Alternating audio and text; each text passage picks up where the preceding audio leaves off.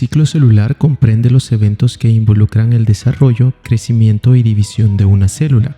Normalmente asociamos este término únicamente a la reproducción celular, pero en el ciclo celular se incluye toda la vida de una célula. Hay dos etapas reconocibles, la interfase y la fase M. La interfase considera el periodo en el que la célula no se está dividiendo. Esto es la mayor parte del tiempo, y donde hay una gran actividad metabólica. En la interfase ocurre la duplicación o replicación del ADN. Esto es necesario para que las células hijas tengan la dotación cromosómica y el contenido genético que corresponde a la especie. Este evento es crítico porque reducir al máximo los errores en el copiado del material genético garantizará la viabilidad de las células hijas. Por el contrario, un error o daño en el ADN, por consecuente la formación de una célula dañada, puede provocar un mal funcionamiento en el organismo. En el mejor de los casos, estas células dañadas se destruyen. En un peor escenario, se reproducen replicando el daño de ADN a todas sus líneas celulares, contaminando tejidos u órganos. La fase M o división celular considera todo lo que sufre una célula para separarse en dos células hijas. El orden lógico es primero separar el núcleo, dividir el material genético y luego separar el citoplasma, los organelos, etc.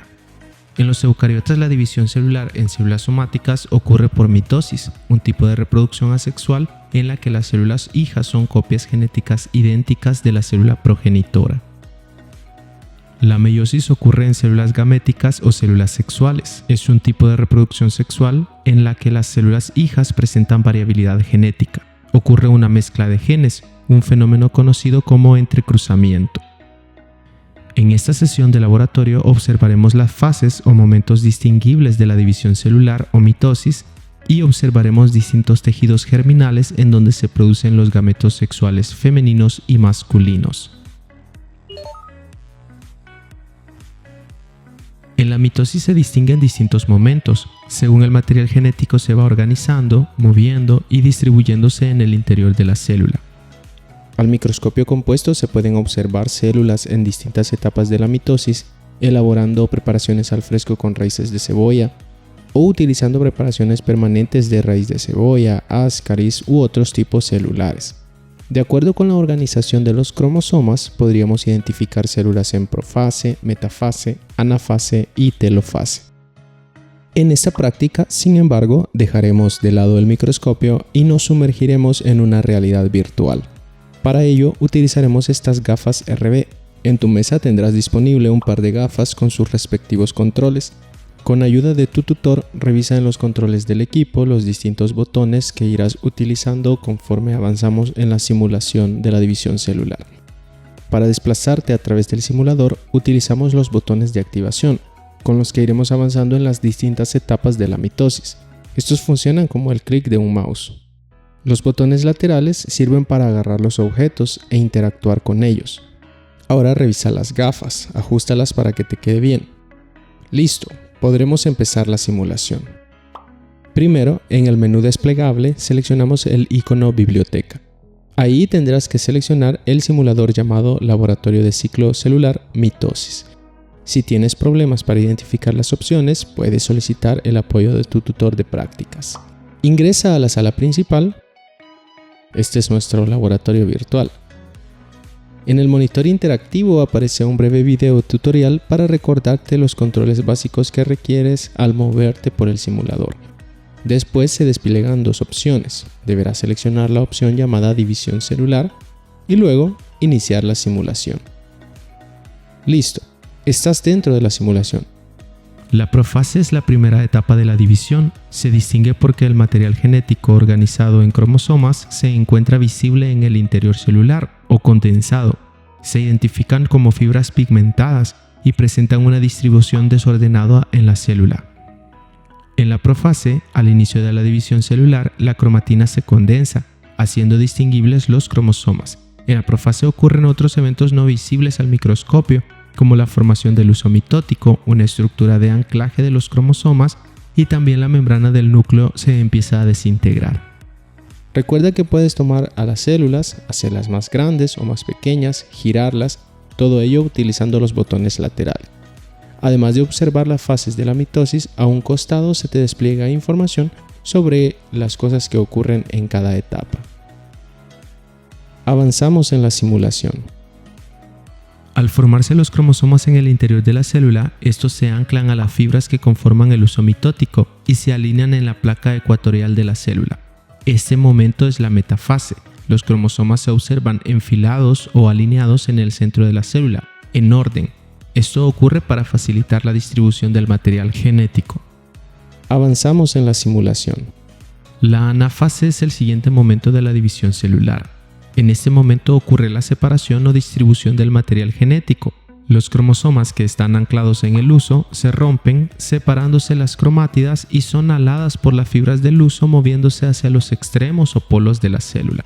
De esta forma se distribuye el material genético, agrupando cromosomas en el extremo de la célula y el otro grupo de cromosomas, que son copias de ADN idénticas a los anteriores, se agrupa en el otro extremo. En este momento se asegura que las células hijas cuentan con la configuración genética correspondiente. Cuando el material genético se ha separado y distribuido correctamente, los cromosomas se desempaquetan o desenrollan y se empiezan a formar membranas alrededor de cada grupo de cromosomas. Este momento es la telofase. Pueden observarse dos núcleos en el interior celular.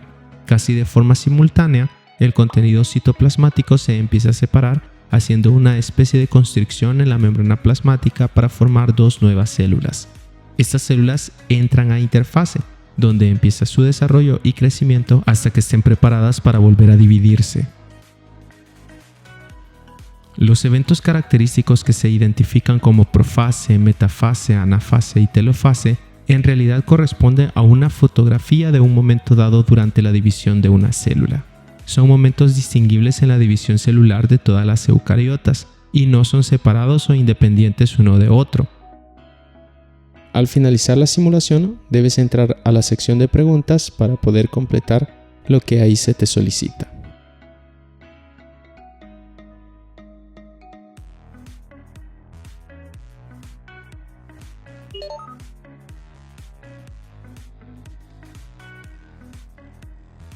La meiosis se diferencia de la mitosis en varios aspectos. En la meiosis hay variabilidad genética, en la mitosis no. En la meiosis ocurren dos divisiones sucesivas, produciéndose al final 4 células hijas. En la mitosis una célula se divide y se producen 2 células hijas. Tanto en la mitosis como en la meiosis se distinguen los eventos como profase, metafase, anafase y telofase. La meiosis ocurre en tejidos especializados, en los órganos reproductores, y las células resultantes son gametos sexuales, óvulos si son femeninos, espermatozoides si son masculinos. La formación de óvulos ocurre en los ovarios, proceso llamado ovogénesis. Observamos una preparación permanente de un corte transversal de un ovario, donde es posible identificar algunas estructuras relevantes. Inicialmente hay que señalar que los ovarios tienen dos funciones: la producción de gametos femeninos u óvulos y la producción de hormonas que controlan los ciclos reproductivos y la gestación.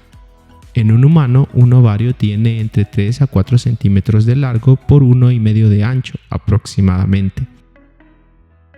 En la histología del ovario se distinguen algunas regiones como la médula, el epitelio y los folículos ováricos, que son estructuras circulares que almacenan gametos en distintas etapas de maduración. Estos gametos reciben el nombre de ovocitos. En las etapas de maduración del gameto, las ovogonias son células primordiales. Posteriormente se dividen y forman ovocitos primarios, luego ovocitos secundarios y óvulos. Los folículos ováricos son numerosos y se distinguen, según se señaló anteriormente, por sus distintas etapas de maduración. El tamaño es indicativo del estado de desarrollo del ovocito que almacena. Usualmente los folículos ováricos son, entre más grandes, más maduros. Por ejemplo, este folículo por su tamaño se identifica como un folículo secundario. Al centro almacena un ovocito secundario. Se observan otros pequeños que son folículos primarios o primordiales y otros secundarios. Este de gran tamaño es un folículo preovulatorio conocido como folículo de Graf. El ovocito que contiene está en las últimas fases de la meiosis y casi listo para ser liberado. El folículo tiene un gran número de células que sintetizan hormonas, andrógenos y estrógenos para estimular el desarrollo del ovocito. Tras la ovulación, las células somáticas del folículo se convierten en el cuerpo lúteo. Producirán progestágenos y estrógenos que estimularán las paredes del útero para el implante del embrión en caso de que haya fecundación y para mantener las primeras semanas del embarazo. Si no hay fecundación, el cuerpo lúteo se degenera varios días después de la ovulación. Los ovocitos por su parte se generan a partir de las ovogonias, las células germinales femeninas desarrolladas durante el periodo embrionario. Inicialmente se dividen por mitosis hasta que entran a la meiosis para producir óvulos. En general distinguimos y podemos observar en este tipo de muestras folículos ováricos primordiales, primarios, secundarios y preovulatorios.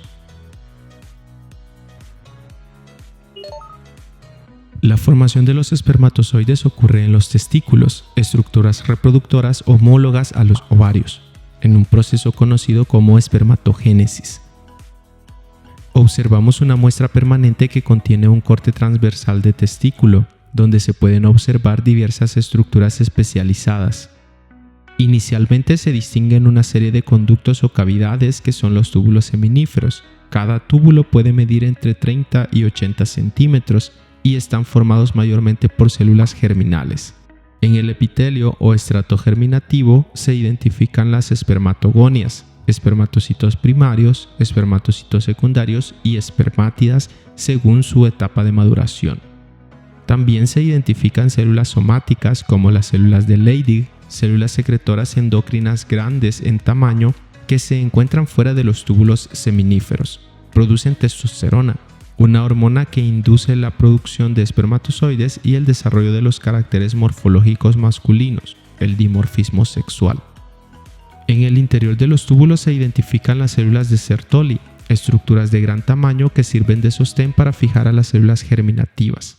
Cercano al centro o lumen del túbulo seminífero se pueden identificar las células gaméticas un poco deformes, alargadas. Son espermátidas, la última etapa de maduración del gameto. Son células producidas al finalizar la meiosis y sufren modificaciones en su morfología para el desarrollo de estructuras especializadas propias del gameto masculino. A este proceso de maduración se le conoce como espermiogénesis. En una preparación permanente se observan espermatozoides, células gaméticas que se caracterizan por presentar un flagelo como estructura de desplazamiento, además de la región nuclear donde almacenan el material genético. En el ápice de la cabeza se encuentra el acrosoma, región que almacena enzimas hidrolíticas que le ayudan a romper las células que rodean el óvulo y fecundarlo.